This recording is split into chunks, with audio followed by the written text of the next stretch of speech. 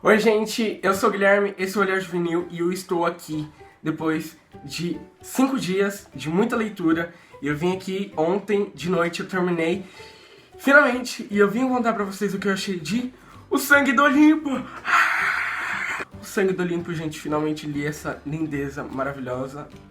Calma, não, vamos lá, vamos por partes.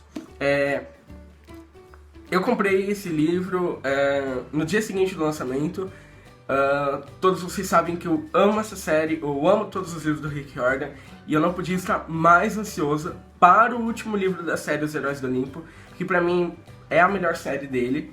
E eu finalmente pude ler esse livro depois de um ano esperando. E hoje eu vou contar pra vocês o que eu achei da finalização da série, do livro em si, o que eu achei de tudo. E é isso. Esse vídeo vai ter spoilers, isso aqui não é uma resenha, eu vou discutir o livro com vocês. Então se você ainda não tiver lido, eu simplesmente falo que se você ainda não tiver lido a série, leia a série, é maravilhosa. Mas antes leia Percy Jackson, é mais legal ler Percy Jackson antes. E se você ainda não leu esse livro, leia e depois volte, porque aqui eu vou comentar várias coisas sobre o livro, mas eu vou dar spoiler, é uma discussão, então eu quero discutir com vocês o que é O Sangue do Olimpo pra mim. Vamos lá, pessoas que já leram o livro ou que não ligam pra spoiler, a discussão começa aqui. Primeiramente, vamos deixar aqui como que o livro é feito. Sangue do Olimpo continua a história depois A Casa de Hades, né? E os semideuses ali principais, eles têm que ir para a Grécia, para Atenas, para derrotar lá o gigante, não deixar que a Gaia desperte. Enquanto isso, a Rina e o Nico têm que levar a Athena Parthenos, que é aquela estátua, a estátua da Annabeth lá e tal. Ela tem que levar essas duas estátuas, essa estátua para os acampamentos, para que não haja guerra entre os acampamentos e tal.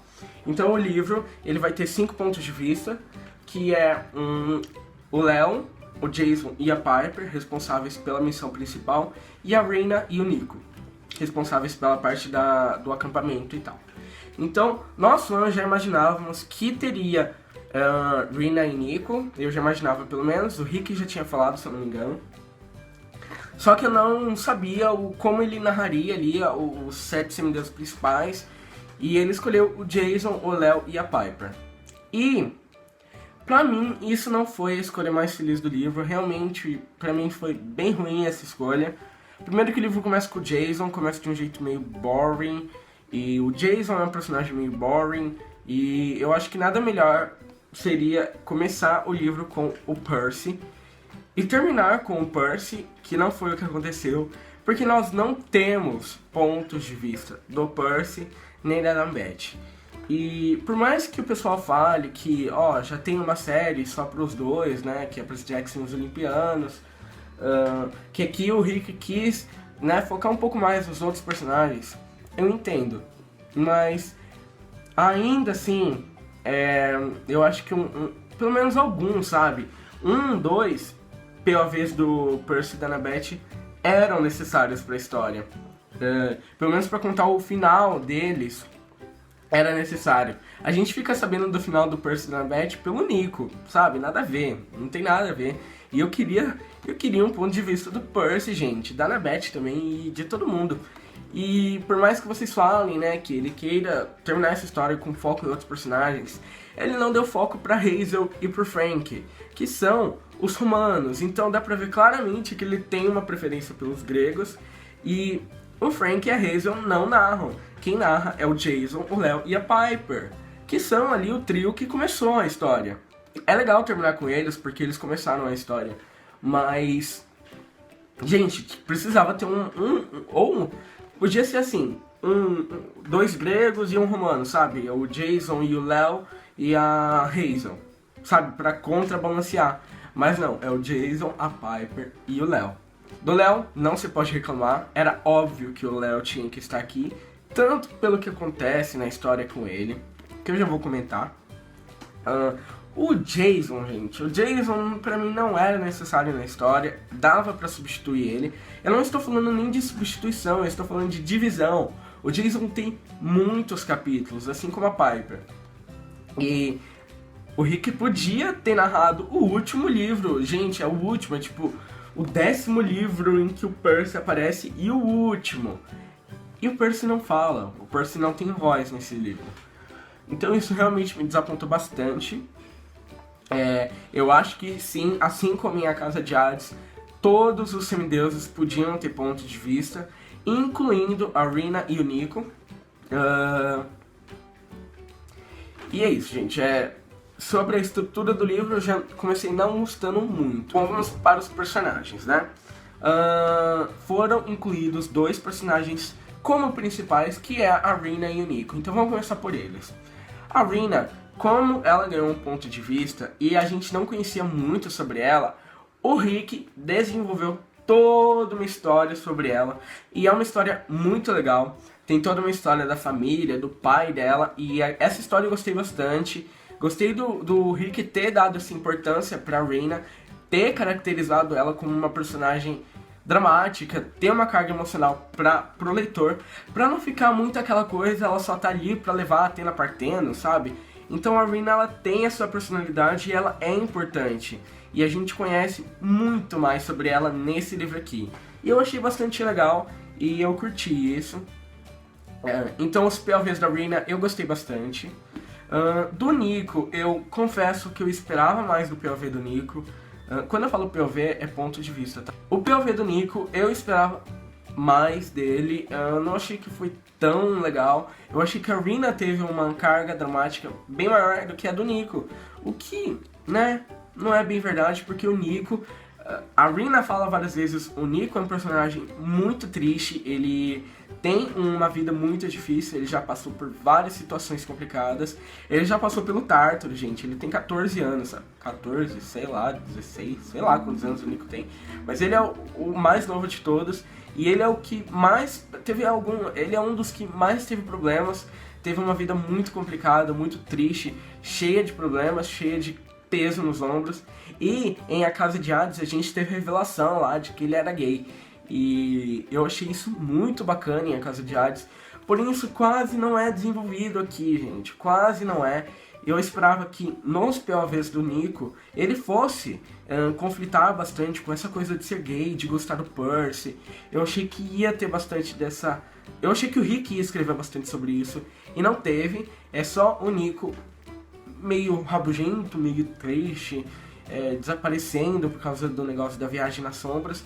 Então, realmente esperava um pouco mais do POV do Nico. Não estou dizendo que não é legal, mas eu acho que eu me diverti mais com o da Rina.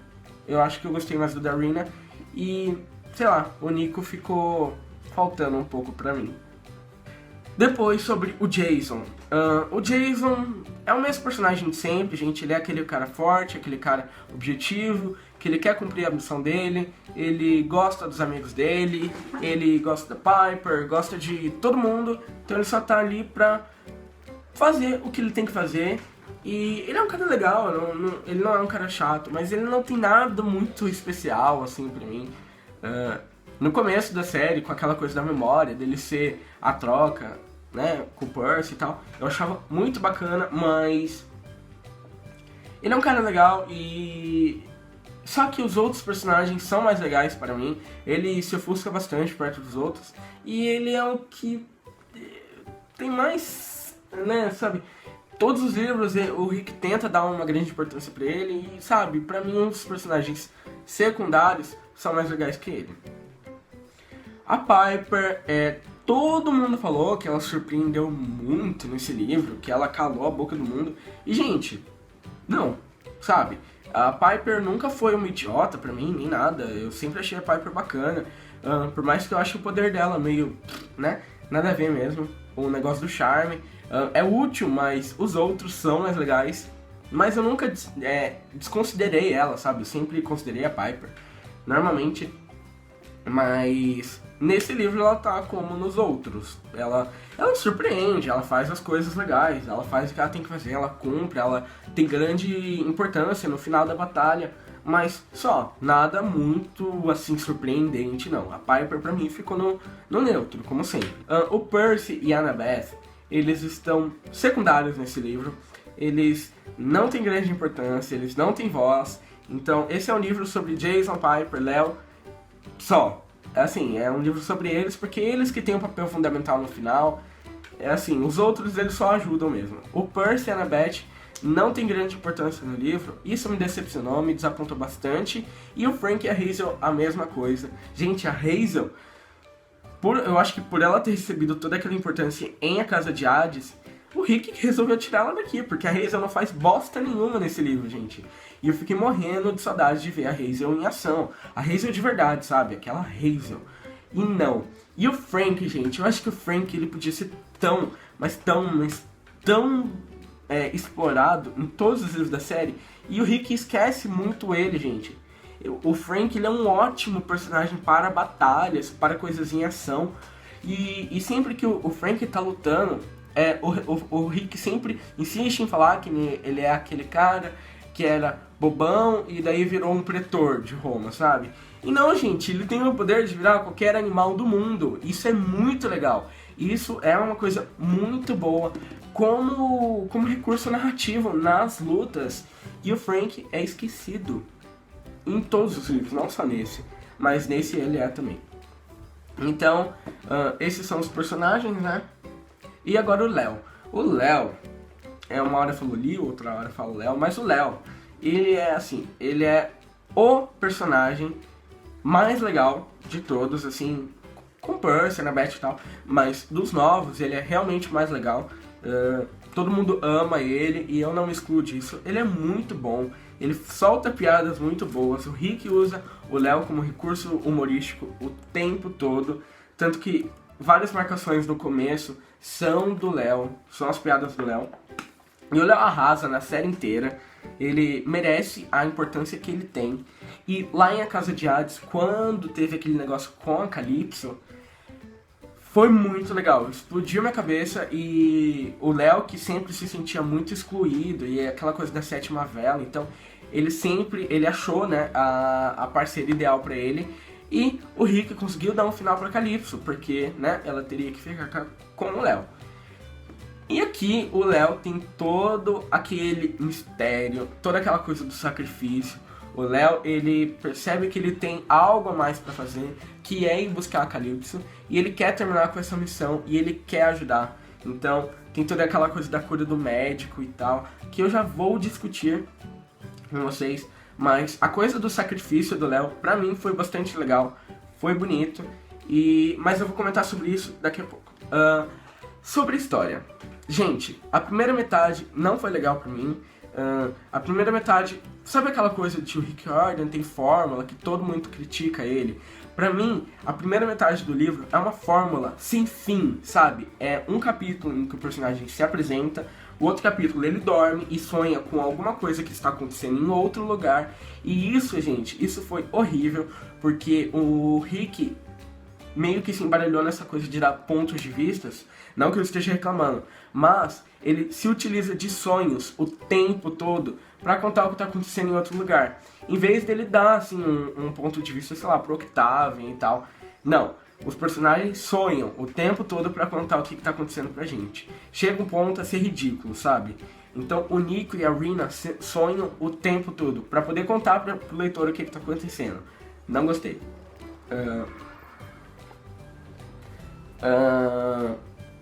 E daí tem um capítulo em que o personagem se apresenta. Um ele dorme e sonha, o outro ele acorda e tem um grande perigo pela frente, um perigo que aparentemente vai ser impossível de resolver, e no quarto ele derrota esse perigo. E depois vai para o outro personagem e repete essa fórmula. Gente, repara, na primeira metade do livro é toda hora a mesma coisa. Isso me irritou muito. Ainda bem que isso não se estende até o final, mas tirou boa graça do livro pra mim. Eu senti que as aventuras colocadas aqui, os monstros e tal, não foram legais, não foram tão legais quanto os outros. O Rick não conseguiu se superar. Algumas aventuras são legais, tipo a da deusa Nice, que é a deusa da vitória, que é logo no comecinho. Aquela eu achei bem legal. Mas o Rick, ele colocou muito fantasma. O tempo todo eles lutam contra fantasmas. Isso foi ficando chato. Então, pra mim, o Rick não soube escrever essa primeira metade do livro para mim. Mas a segunda metade do livro tem também vários probleminhas.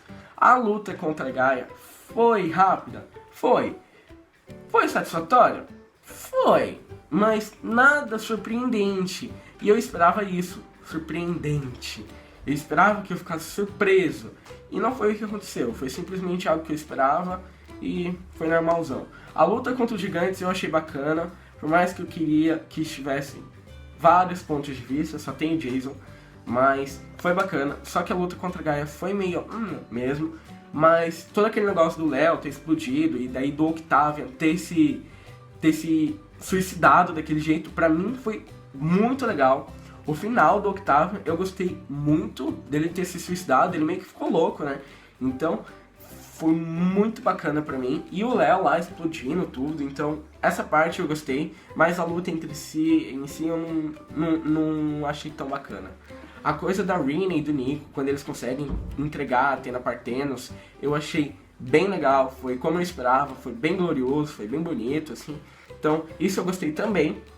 Sim, aquele negócio do Léo ter se explodido, né, achei bem legal. E só que um dos grandes mistérios do livro era o quem iria morrer. Todo mundo tava especulando quem iria morrer e tal. E o Léo morreu, mas ele reviveu. E isso pra mim foi, sei lá, eu não sei o que pensar disso. Porque afinal ninguém morreu mesmo, só o Octavian morreu, ninguém morreu. E eu achei que realmente alguém devia morrer pra cumprir, né, o que o Rick tinha falado desde o começo. E pra dar uma carga mais pesada sobre o livro. Esse livro não é pesado, sabe? Ele não tem uma carga sombria de último livro. A Casa de Hades é muito mais isso do que esse aqui. Então não sei. Eu esperava que alguém tivesse morrido, sim. Achei que isso ia acontecer. Ninguém morreu, né? É o Rick sendo bonzinho, como sempre. Mas o Léo ter revivido, eu gostei do final do Léo, achei bem bacana aquele último capítulo. Muita gente reclamou que não teve final, mas eu gostei de ter deixado em aberto assim, porque nós não sabemos, né, o que aconteceu com o Léo e com a Calypso, ninguém sabe.